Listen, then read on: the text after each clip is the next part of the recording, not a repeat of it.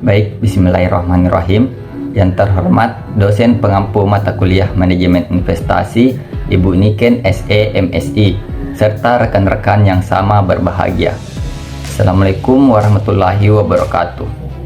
Pertama-tama dan yang paling utama, marilah kita senantiasa memanjatkan puji dan syukur kehadirat Allah Subhanahu wa taala karena atas limpahan rahmat, karunia dan hidayahnya sehingga kita semua masih bisa menjalankan rutinitas kita sebagaimana mestinya. Salawat serta salam tak lupa kita haturkan kepada baginda kita Rasulullah Sallallahu Alaihi Wasallam, Nabi yang mengantarkan kita dari zaman jahiliyah menuju zaman Islamiyah. Baik, saya Rifat akan berperan sebagai moderator pada persentase kali ini. Dengan judul materi adalah obligasi atau surat utang, yang akan dibacakan oleh pemateri ataupun teman kelompok saya, yaitu Saudari Siskawati, Nur Aisyah, Samsiar, Nur Fainah, serta Asmi. Baik, untuk lebih mengefisienkan waktu, mungkin langsung saja saya serahkan kepada pemateri untuk membacakan persentase materinya. Kepada pemateri saya persilahkan dengan hormat. Terima kasih. Baik, langsung saja saya akan membacakan materi. Pengertian dari obligasi. Pengertian obligasi atau bond adalah suatu surat pengakuan atau suatu pernyataan utang yang dikeluarkan oleh suatu pemerintah, negara, atau perusahaan sebagai pihak yang memiliki utang untuk selanjutnya diserahkan kepada pemegang obligasi yang dilengkapi dengan janji untuk membayar utang dan bunganya sesuai dengan tanggal jatuh tempo pembayaran. Baik, pada karakteristik obligasi itu terbagi menjadi 4, ada nilai obligasi, ada jangka waktu obligasi, ada principal atau coupon rate, dan yang terakhir jadwal pembayaran. Baik, saya akan melanjutkan materi jenis-jenis obligasi. Yang nomor 1 itu berdasarkan nominalnya. Ada 2. Yang pertama, obligasi konvensional adalah suatu surat utang yang memiliki jumlah nominal yang sangat besar, yaitu sekitar 1 miliar rupiah per slotnya. Yang kedua itu obligasi retail, adalah surat utang yang memiliki jumlah nominal yang kecil seperti 1 juta rupiah saja. Yang kedua itu obligasi berdasarkan penerbitnya. Di sini ada 3. Yang pertama itu corporate bonds. Corporate bonds adalah suatu jenis obligasi yang dikeluarkan oleh perusahaan tertentu seperti perusahaan atau BUMN ataupun swasta dengan kurun waktu 1 tahun. Yang kedua itu government bonds. Government bonds adalah jenis obligasi yang dikeluarkan oleh pemerintah. Jenis obligasi ini pertama kali diterbitkan di Indonesia pada bulan Agustus tahun 2006. Namun, obligasi pemerintah Indonesia pun terbagi lagi menjadi 4 bagian, yaitu obligasi negara retail Indonesia atau ORI, suku retail, saving bond retail atau SBR, dan suku tabungan atau ST. Dan yang ketiga itu municipal bonds. Municipal bonds adalah jenis obligasi yang dikeluarkan oleh pemerintah daerah untuk menandai proyek pembangunan yang berhubungan dengan kepentingan publik. Yang ketiga, berdasarkan pembayaran bunga. Pertama, zero coupon bond. Zero coupon bond adalah jenis surat utang tanpa bunga dan tidak akan memberikan kupon secara berkala. Kedua, obligasi kupon.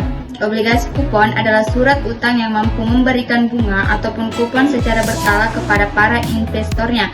Ketiga, obligasi fixed coupon atau kupon tetap. Obligasi kupon tetap adalah jenis obligasi yang menawarkan tingkat suku bunga dengan nilai yang tetap hingga jatuh tempo pada utang tersebut sudah tiba. Keempat, obligasi floating coupon atau kupon mengambang. Jenis obligasi ini akan menawarkan kupon yang mampu berubah nilainya berdasarkan indeks pasar uang yang sedang berlaku. Keempat, obligasi berdasarkan imbal hasil. Pertama, obligasi konvensional. Obligasi konvensional adalah surat utang yang dikeluarkan oleh pihak tertentu guna mendapatkan suatu pinjaman sebagai tambahan modal dengan disertai bunga atau imbal hasil kepada pihak investor dalam jangka waktu tertentu. Kedua, obligasi syariah. Obligasi syariah adalah surat utang yang memberikan suatu imbalan hasil berbentuk uang sewa yang nilai perhitungannya diukur dengan berdasarkan prinsip syariah Islam dan tidak memiliki kandungan unsur riba. Imbal hasil ini akan dibayarkan secara berkala dalam periode waktu tertentu. Manfaat obligasi. Yang pertama, memperoleh bunga atau yang dikenal dengan istilah kupon dalam investasi obligasi. Keuntungan bunga yang diperoleh bersifat periodik, biasa setiap bulan, per 3 atau 6 bulan. Tingkat bunga didapat di atas bunga Bank Indonesia. Yang kedua, mendapat keuntungan kapital, gain atau keuntungan yang didapat dari selisih harga jual setelah dikurangi harga beli.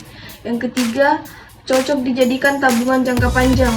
Umumnya jatuh tempo dari surat utang berada di kisaran 5 tahun ke atas.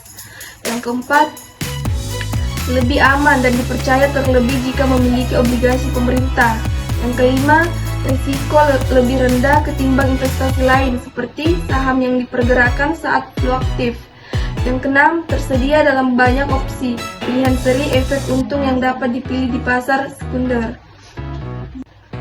Kerugian obligasi. Yang pertama, tidak bisa dicairkan setiap saat.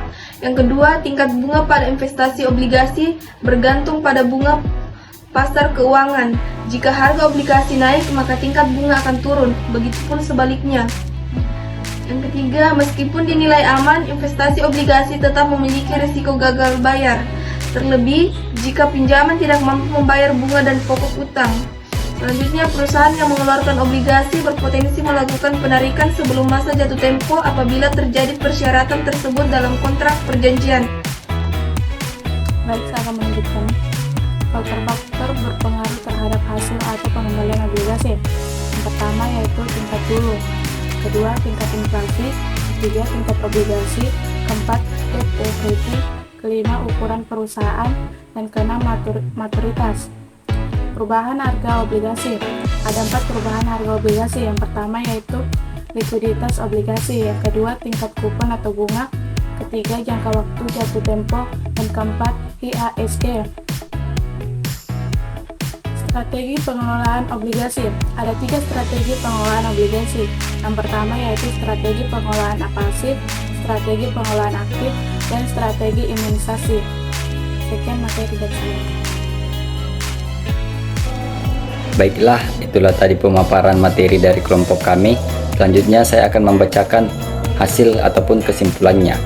Obligasi atau bond adalah suatu surat pengakuan atau suatu pernyataan utang dikeluarkan oleh suatu pemerintah negara atau perusahaan sebagai pihak yang memiliki utang untuk selanjutnya diserahkan kepada pemegang obligasi yang dilengkapi dengan janji untuk membayar utang dan bunganya sesuai dengan tanggal jatuh tempo pembayaran. Obligasi memiliki karakteristik yang berbeda dengan jenis surat berharga lainnya, yaitu nilai obligasi, jangka waktu obligasi, perinsipal atau coupon rate, serta jadwal pembayaran. Baik, itulah tadi materi yang telah dibawakan dari kelompok kami. Lebih dan kurangnya mohon dimaafkan. Billahi taufiq wal hidayah. Wassalamualaikum warahmatullahi wabarakatuh.